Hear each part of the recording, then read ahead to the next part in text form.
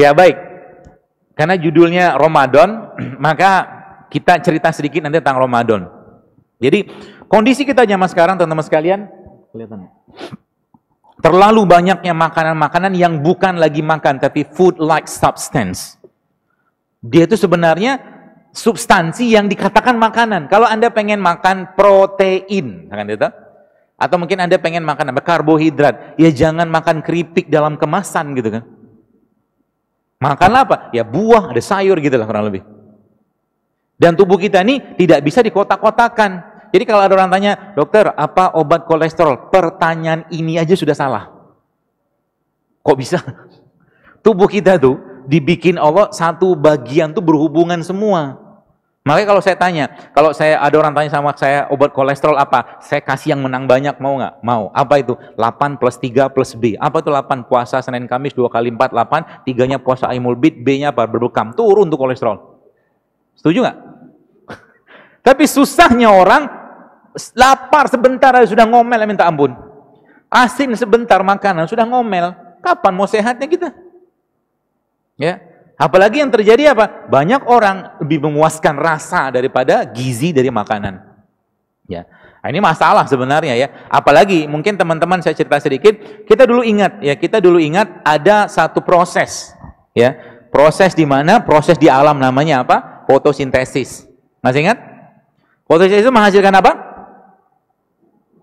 Ini nggak usah ingat juga nggak apa-apa lah. Nggak penting ini, ngapal Quran aja lebih bagus. Fotosintesis akan menghasilkan oksigen, kan gitu. Ada cahaya, ada hidrogen transfer, ada elektron, semua ada energi. Yang akan dapat energinya siapa? Nih, beliau ini. Di sini ada energinya matahari, di sini ada nutrisinya tanah. Paham ya? Dan saya tanya, manusia diciptakan Allah dari apa? Dari tanah, baru ingat. Apa? Sudah lama ingatnya, cuma lupa. Ya. Kalau udah lama ingatnya, maka kembalikan unsurnya pada tanah. Itu sebabnya gini. Saya kasih tahu sedikit. Sains hanya menjelaskan. Sains itu hanya menjelaskan. Apa-apa yang Allah sampaikan dalam Al-Quran dan hadis itu pasti mutlak benar. Sains hanya menjelaskan, bukan membuktikan. Kalau saya punya pemahaman gitu. Sebab kalau bahasanya kita sains itu membuktikan, nanti kalau nggak sesuai dengan Al-Quran dan hadis, siapa yang mau dipercaya? Gitu lah. Misalkan Nabi katakan, Asyifa'u fi salasatin syarbatil asal. Madu itu, kesembuhan itu ada pada madu. Maka dalam madu ada kesembuhan yang Allah dan Rasul janjikan. Mau bilang ada sains kek, mau ada sains kek, kami udah percaya bahwa madu itu ada kesembuhan. Makanya ketika lagi minum madu, jangan cuma sekedar minum. Minta dan tagih janji Allah dalam madu tadi gitu teman-teman. Paham ya? Dan ini kita sering lupa. Bahkan doanya kalau sakit-sakit, doanya diubah mulai sekarang. Ya, doanya kalau lagi sakit, doanya diubah. Nanti Allah kasih petunjuk. Doanya diubah gimana? Ya Allah, aku adalah produk ciptaanmu, ya Allah. Maka penyakit ini pun adalah berasal dari Engkau, ya Allah. Maka aku telah menzolimi diriku selama ini, bla bla bla bla bla. Dan akhirnya kasih tahu di ujungnya nanti. Maka berikan aku petunjuk apa produk yang kau ciptakan di atas tanahmu yang bisa mengobati dan menyembuhkan penyakitku ini dengan mudah dan murah. Nanti Allah kasih petunjuk, tiba-tiba ketemu daun ini, gitu ceritanya. Itu yang dibilangin pengobatan tradisional. Siapa yang duluan perasaan? Conventional medicine ini saya katakan, saya tidak anti sih, cuman kadang-kadang agak bingung aja. Barulah 100 tahun ini muncul. Dari zaman dulu bapak nenek moyang kita, makan kunyit, makan temulawak, makan ini sehat-sehat aja tuh mereka. Betul nggak? Ya sekarang kita malah ketakutan, malah jauh dari begituan. Ya. Kemarin saya ada posting tentang kuaci. Kalau Anda lihat kuaci mana kuaci? Saya bawa kuaci nggak? Banyak jualannya saya. Kenapa dibawa beginian? Biar ingat. Kayaknya ada kuaci, tapi bukan bahasanya kuaci. Ini kuaci. Kuaci itu kan biji bunga matahari kan? Oh bukan ini berarti. Salah. Ini dia. Nih. Kalau Anda yang baca di tulisan di IG tentang seed cycling, itu subhanallah luar biasa. Ya, kenapa luar biasa? Karena dalam dua benda ini ada estrogen, ada progesteronnya. Dalam dua benda ini. Dan yang luar biasa lagi apa? Saya kasih tips awal dulu. Nanti Ramadannya kita bahas setelah ini. Teman-teman mungkin pernah, bukan pernah, nggak pernah juga nggak apa-apa sih.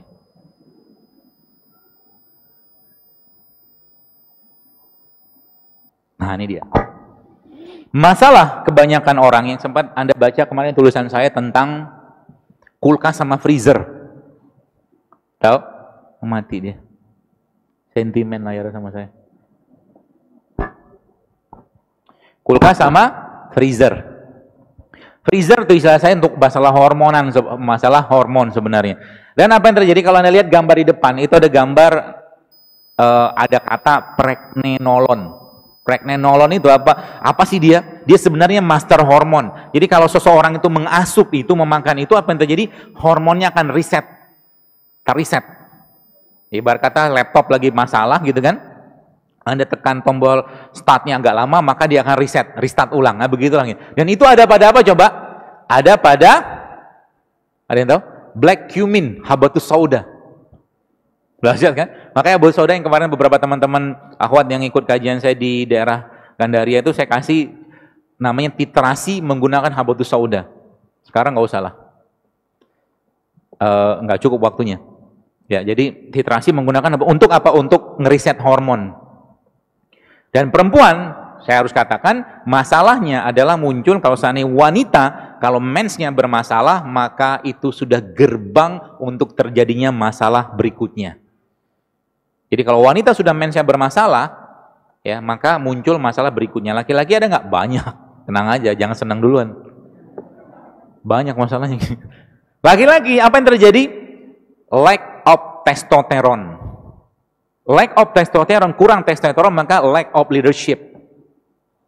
Zaman dulu laki-laki gagah perkasa, zaman sekarang sama istri aja takut, misalkan gitulah.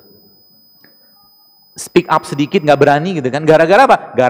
Gara-gara kebanyakan estrogen atau senoestrogen. Dari mana itu? Mau dikasih tahu? Mau apa enggak? Nah, jawablah sedikit. Banyak di mana? Di kedelai. Itu yang pertama, belum selesai. Ada lagi, dia akan merusak. Nih, saya kasih tahu. Jadi kalau teman-teman lihat gambar ini, mungkin Anda akan berpikir ulang untuk makan produk ini. Apa ini? Mana dia ya? Nih.